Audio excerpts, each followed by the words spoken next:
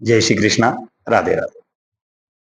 आज सभी धर्म प्रेमी बंधुओं के लिए हम लेकर आए हैं नारद पुराण के रेवा खंड से भगवान श्री सत्यानारायण की पावन व्रत कथा।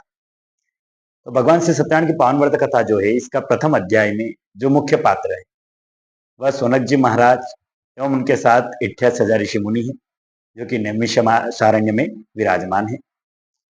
और इन सभी ऋषियों को और सोनक जी महाराज को जो श्री सत्यनारायण भगवान की कथा श्रवण करवा रहे हैं वह है सूत जी महाराज। सूत जी महाराज वेद व्यास जी के परम शिष्य। वेद व्यास जी महाराज ने जब ग्रंथों की रचना की, शास्त्रों की और पुराणों की रचना की, उस ज्ञान को हर जन जन तक पहुंचाने के लिए और सभी के मन में भक्ति और प्रेम को जगाने के लिए सारे धर्म ग्रंथ का ज्ञान श्री सूत जी महाराज को प्रदान करते हैं। सूत जी महाराज नैमिषारण्य में प्रतिदिन 88,000 ऋषियों को अलग अलग प्रकार की कथाएं, भगवान की लीलाएं और भगवान की महिमाएं और पुराण सुनाते हैं। 88,000 ऋषि मुनि नैमिषारण्य में 1000 वर्ष तक चलने वाले यज्ञ का संकल्प करते हैं और वहां पर इकट्ठे होते हैं। अब प्रतिदिन सभी ऋषि मुनि नित्य नैमित्तिक अपना कर्म करते हैं, दिन में हवन करके देवताओं को प्रसन्न करते, शाम को भोजन प्रसादी के बाद में श्री सूत जी महाराज के पास में कथा श्रवण करने के लिए विराजमान हो जाते थे। तो प्रतिदिन अनुसार एक दिवस श्री सूत जी महाराज पूछते हैं कि हे सौनकादिक ऋषियों, आज कौन से भगवान की महिमा लीला या कथा सुनना चाहोगे? तो सौनक जी महाराज खड़े हुए कहने लगे, गुरुदेव, आपने भक्ति और ज्ञान की कई कथाएं सुनाई, भगवान की लीलाएं सुनाई, भक्तों की कथाएं सुनाई, लेकिन आज हम पाप को कम करने के लिए और जो जनमानस अपने कर्मों के द्वारा पीड़ित होते हैं, इस संसार में हर मनुष्य किसी न किसी प्रकार से दुखी है, तो भगवान कोई ऐसा उपाय हो तो बताइए गुरुदेव कि जिसको करने से मनुष्य के सारे कष्ट दूर हो जाए, मनोकामनाएं पूर्ण हो और वांछित फल मिले, कम समय में कम खर्च में पूर्ण होने वाला उपाय हो। ऐसा अगर कोई उपाय किसी वेद शास्त्र या पुराण में लिखा हो, वर्णित हो, तो आप हमें बताइए। सूत जी महाराज कहते हैं, सौनकादिक ऋषियों, जिस प्रकार आपने मुझसे यह प्रश्न किया, उसी प्रकार एक बार देव ऋषि नारद ने विष्णु लोक के क्षीर सागर में जाकर भगवान नारायण से भी यही प्रश्न किया था। और भगवान नारायण और नारद जी के बीच में जो भी संवाद हुआ मैं आपको सुनाता हूं। एक समय नारद जी अनेक लोकों में भ्रमण करते करते धरती पर पधारे। अब नारद जी धरती पर पधारे तो उन्होंने क्या देखा कि कोई अन्न से दुखी, कोई धन से दुखी, कोई अन्न से दुखी, कोई धन से दुखी, कोई रहे पुत्र बिनु दास, अरे थोड़े थोड़े सब दुखी, सुखी हरि के दास। नारद जी ने देखा कोई इतना निर्धन है कि पूरी रात उसे नींद नहीं आती, पूरी रात यही चिंता लगी रहती कि क्या पता कल को कहीं कार्य मिले या न मिले, कल कहीं धन की व्यवस्था होगी या नहीं, परिवार वालों को क्या जिम्माऊंगा, बच्चे भूखे हैं। जो निर्धन है वह भी दुखी, जिसके बाद ज्यादा धन हो जाता वह भी चिंतित रहता, कहीं ऐसा ना हो मेरे घर पर चोरी ना हो जाए, मेरे व्यापार में नुकसान ना हो जाए। किसी के संतान नहीं तो वह भी दुखी है, जगह जगह दिखता आते हैं, डॉक्टरों को बता रहे हैं, जगह जगह देवी देवताओं को पूज रहे हैं, लेकिन कई साल हो गए संतान सुख प्राप्त नहीं हो पा रहा है। और जिन्हें भगवान ने संतान दी वह संतान कुमार्ग पर चली जाती है, बुरे लोगों की संगति में पड़ करके अपने जीवन को तबाह कर देती, अपने माता पिता को कष्ट देने वाली। और जब माता पिता को ऐसी संतान प्राप्त होती है, तब जब वह माता पिता को कष्ट देती है, माता पिता की आंखों से आंसू आ जाते हैं, वो विचार करते हैं भगवान ऐसी संतान से तो हम संतान अच्छे थे। इस प्रकार किसी को तन का दुख, किसी को मन का दुख, किसी को धन का दुख, किसी को संतान का दुख, चारों ओर नारद जी ने दुखी दुख देखे।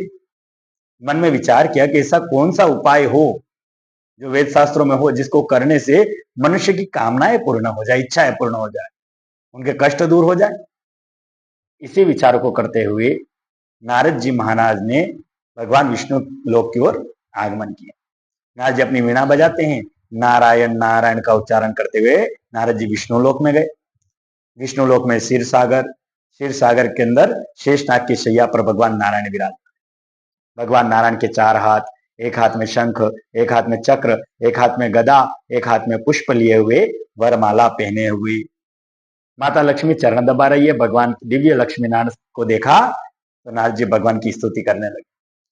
शांताकारं भुजगशयनं पद्मनाभं सुरेश्वरं विश्वाधारं गगनसदृशं मेघवर्णं शुभांगमं लक्ष्मीकान्तं कमलनयनं योग विद्या निगम्यहम वंदे विष्णु भवहारम सर्वलोकैकनाथमं सर्वलोकैकनाथमं।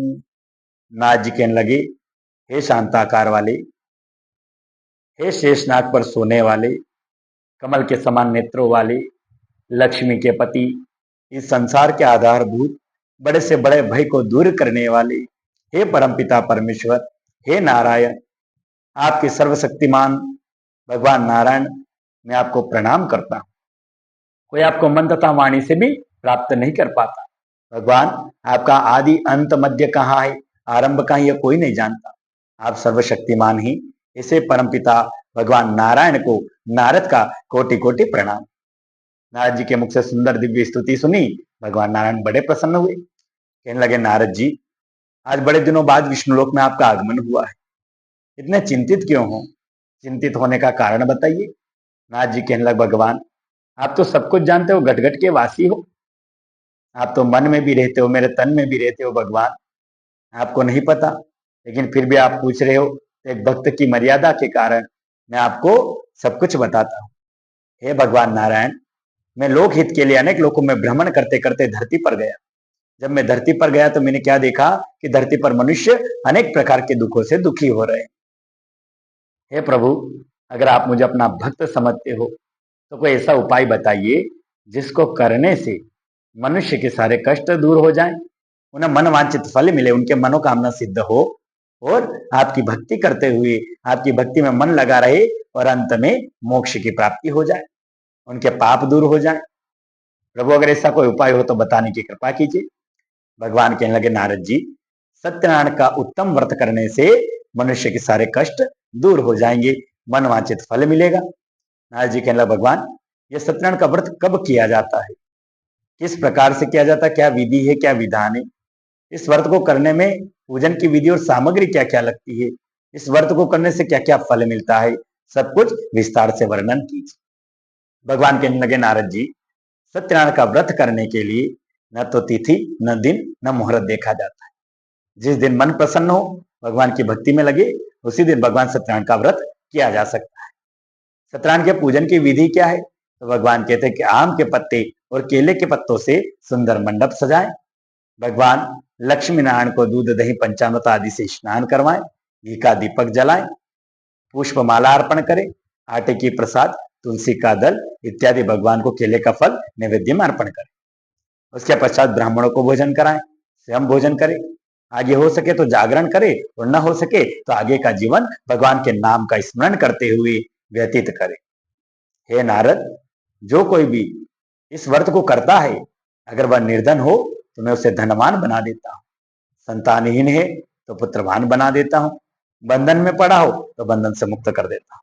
हे नारद, उसकी सारी मनोकामनाएं पूर्ण करता हूँ और जो सच्चे मन से बिना किसी कर्म फल की इच्छा के निष्काम भाव से मेरी पूजन करता है, मैं उसे अंतिम समय में दर्शन देकर स्वयं अपने साथ भव सागर से पार कर देता हूँ। हे नारद, आने वाले कलयुग में इससे सरल और अधिक पुण्य देने वाला दूसरा कोई व्रत नहीं होगा। इति श्री रेवा खंडे श्री सत्यनारायण व्रत कथायाम प्रथम अध्याय संपूर्ण। जय श्री कृष्णा, राधे राधे। आगे के अध्याय सुनने के लिए इसी तरह हमारे चैनल पर बने रहिए। जय श्री कृष्ण।